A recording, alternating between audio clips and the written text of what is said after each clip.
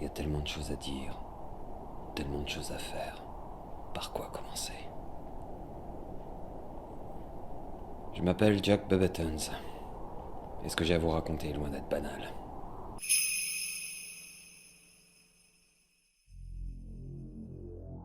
Mais il y a un peu plus de 3 ans, une de mes colocataires a révélé une schizophrénie déclenchant un pouvoir parapsychique en elle. Une puissance énergétique qui dépassait les 105 mégatonnes, ce qui représentait 7 fois la bombe d'Hiroshima et Nagasaki larguée en 1945.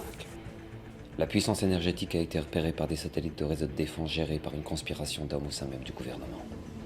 Conspiration qui existe depuis la fin de la Seconde Guerre mondiale, composée de certains hommes politiques, des anciens vétérans du Vietnam, tueurs à gages et soldats en tout genre. Un pacte politique que nul ne soupçonnait d'exister. Pas même des hommes comme Truman, Roosevelt ou Kennedy. Au cours de l'été dernier, ma colocataire a été victime d'un kidnapping.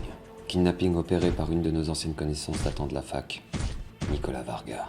Ce dernier a agi sous la contrainte et la menace faite par le gouverneur, menaçant d'exécuter sa famille s'il ne prenait pas contact avec mon frère. J'avais ressaqué.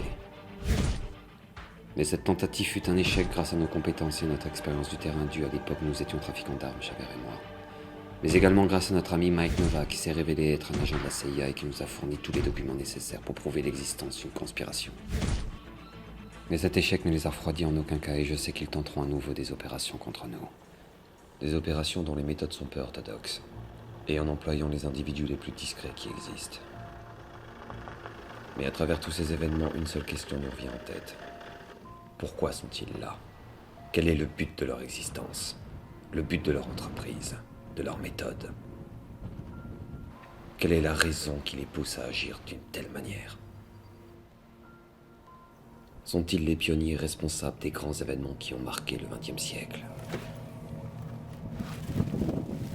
Mais au fond, sommes-nous à armes égales? Toute la question est de savoir c'est qui atteindra son but le premier. Et ça ne fait que commencer.